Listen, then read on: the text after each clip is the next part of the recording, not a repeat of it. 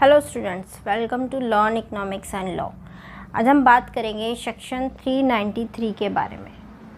और सेक्शन 393 क्या कहता है? Information as to compromise and arrangement with creditors and members, यानी कि आप इंफॉर्मेशन जो है वो कैसे पहुंचाओगे सीए की क्रेडिटर्स तक और मेंबर्स तक। उसके लिए उसके रिगार्डिंग 5 पॉइंट्स हैं, जिसमें सेक्शन आपका मॉड्यूल ख़त्म कर रहा है, सेक्शन 393।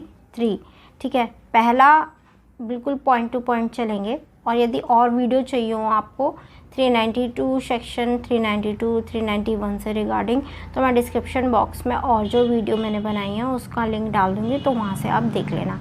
सेक्शन 393 आप देखिए, इसका पहला पॉइंट क्या कहता है? Every notice of any members called as per order of court under section 391 should include, यानी कि इसमें क्या कह रहा है कि कोई भी नोटिस जो जाता है सेक्शन 391 के अंडर, ये जो कोई स्कीम या कोई मीटिंग रखनी है, यानी सेक्शन 391 कोर्ट ने अलाउ कर दिया है और वो चल रहा है, उसके रिगार्डिंग यदि कोई मीटिंग रखनी है तो कोर्ट मेंबर्स को, क्रेडिटर्स को जो नोटिस जाता है वो कोर्ट के ऑर्डर से जाता है।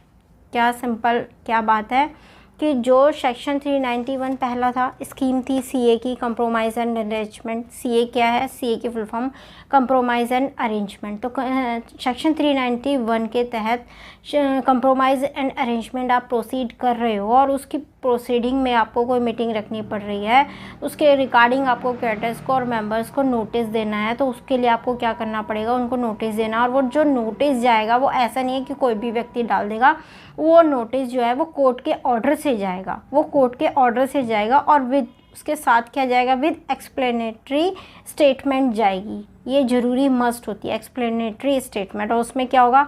The statement should set out the term of compromise arrangement and all material interest, यानी कि जितनी भी स्कीम्स के फैक्ट्स हैं, जितनी जो सीए अप्रूव हुई थी सेक्शन 391 में, उसकी जितने भी फैक्ट्स हैं, जितनी भी इंपॉर्टेंट टर्म्स हैं उनकी, वो सब उस एक्सप्लेनेशनरी स्टेटमेंट में मेंशन होंगी, जिसे यदि किसी क्रेडिटर को, मेंबर को इसके बारे में ना पता हो तो वो अवेयर हो सके।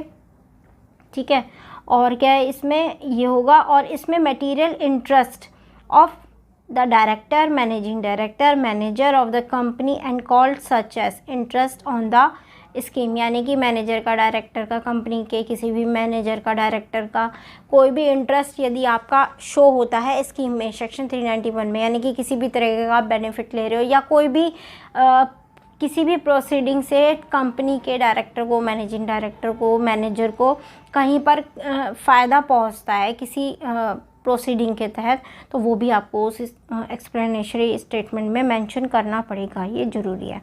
ठीक है, उसके बाद क्या लिखा है? It can also be given by way of advertisement containing the above mention particulars, यानी कि सारी डिटेल आप एडवर्टाइजमेंट के थ्रू भी दे सकते हो।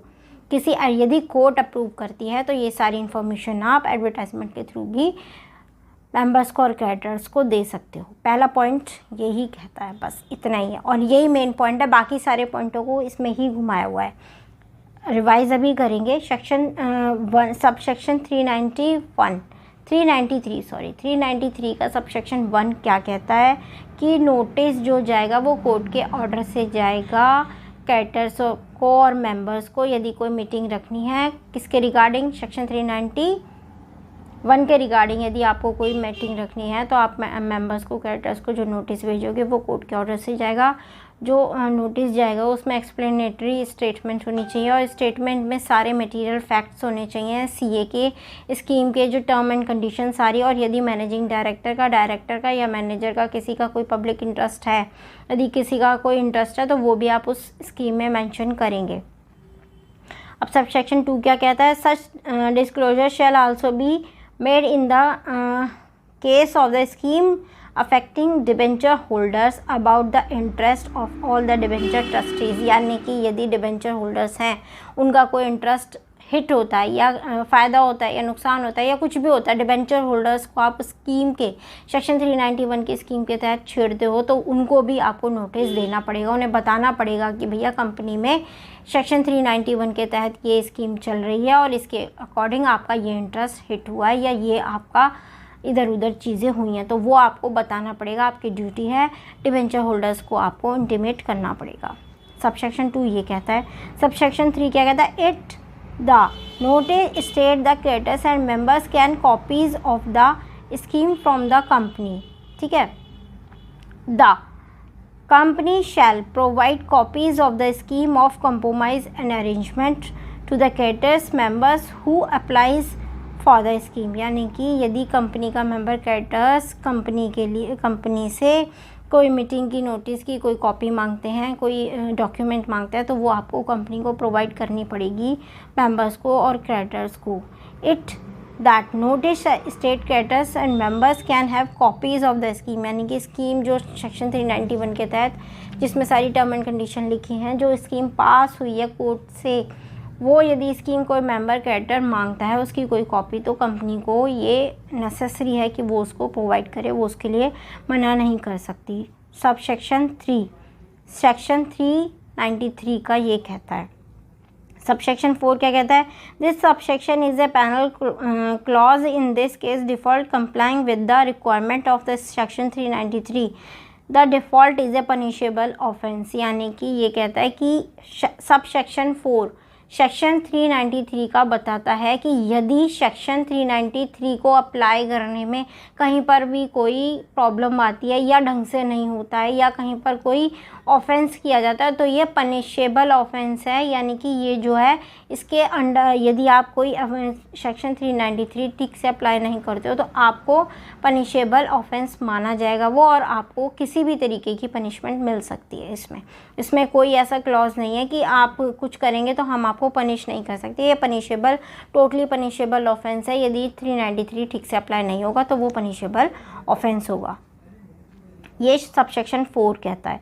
फिर 5 क्या कहता है? एवरी डायरेक्टर मैनेजर ऑफ और as the case may be the debenture trustees shall give all necessary information to the company following which they shall be liable for the penal consequences stipulated in this subsection. यानी कि यदि manager director या managing director को company का कोई भी ऐसी बात जो पता है और वो कंपनी से वो हिडन किए हुए है तो उसके लिए आपको वो सारी बातें आपको बतानी पड़ेगी कंपनी को। इवन डिबेंचर होल्डर्स की इंटरेस्ट की भी यदि कोई बात है जो कंपनी से छुपी हुई है तो वो आपको बतानी पड़ेगी। ऐसा नहीं हो सकता कि आप किसी बात को छुपा के बैठ जाएं और बताएं ना, तो वो आपका राइट है कि आपको बतानी पड़ेगी, और यदि आप नहीं बताएंगे तो ये पनिशेबल ऑफेंस होता है। ठीक है, ये 393 सेक्शन 5 पॉइंट्स में ख़त्म हो रहा है। आपके मॉड्यूल में ये 5 पॉइंट्स हैं। ICSI के मॉड्यूल में 5 पॉइंट है, उसमें ये सेक्शन 393 ख़त्म कर रहा है। पहले में क्या है कि यदि कोई कोर्ट यदि सेक्शन 391 के तहत स्कीम फॉलो हो रही है और उसमें उसके अंडर आपको बाद में कोई मीटिंग रखनी है तो मेंबर्स और क्रेडिटर्स को जो नोटिस जाएगा वो नोटिस कोर्ट के ऑर्डर से जाएगा, पहली बात। दूसरी, जो नोटिस जाएगा वो खाली नोटिस नहीं जाएगा, उसमें एक्सप्लेनेटरी स्टेटमेंट जाएगी और उसमें सारा इंटरेस्ट कंपनी के मैनेजिंग डायरेक्टर का, डिबेंचर होल्डर का या एनीथिंग किसी का भी इंटरेस्ट हिट होता है या कोई भी ऐसी बात है तो वो आपको उसको एक्सप्लेनेटरी स्टेटमेंट में मेंशन करके आपको लगानी पड़ेगी नोटिस के साथ। दूसरा पॉइंट क्या कहता है? दूसरा पॉइंट कहता है कि यदि आप डिबेंचर होल्डर का यदि कोई इंटरेस्ट हिट होता है तो आप उसको भी इंटीमेट करोगे इसके बारे में। दूसरा पॉइंट ये कहता है। तीसरा, तो यदि सबसेक्शन 3 क्या कहता है? यदि कंपनी किसी क्रेडिटर्स को, मेंबर्स को यदि कोई कॉपी मांगती है तो कंपनी मना नहीं कर सकती, कंपनी को स्कीम की कॉपी देनी पड़ेगी क्रेडिटर्स और मेंबर्स को। फोर्थ पॉइंट क्या कहता है? यदि 393 सेक्शन ठीक से अप्लाई नहीं हो रहा है तो ये पनिशेबल ऑफेंस माना जाएगा और उसके तहत कंपनी कोई भी पनिशेबल ऑफेंस फेस कर सकती है। फिर पॉइंट क्या कहता है कि यदि मैनेजिंग डायरेक्टर, मैनेजर या कंपनी के डायरेक्टर का या डिबेंचर होल्डर का किसी का भी इंटरेस्ट हिट होता है तो आपको इंटीमेट करना पड़ेगा। ऐसा नहीं है कि आप कोई बात अपने अंदर दबा के बैठ जाएंगे या नहीं बताएंगे। ये 5 पॉइंट में सेक्शन 393 ख़त्म हो गया। यदि आपको उसके रिगार्डिंग कोई भी प्रॉब्लम है या कुछ चीज़ें क्लियर नहीं हुई हैं आपके माइंड में तो आप कमेंट बॉक्स में जाके बता सकते हैं। और कोई सेक्शन चाहिए हो आपको CA से रिलेटेड, अमलगामेशन मर्जर से रिगार्डिंग, तो आप कमेंट बॉक्स में बता सकते हैं। और 393 सेक्शन आपको कैसा लगा कमेंट बॉक्स में बताइएगा। Thanks for watching, bye.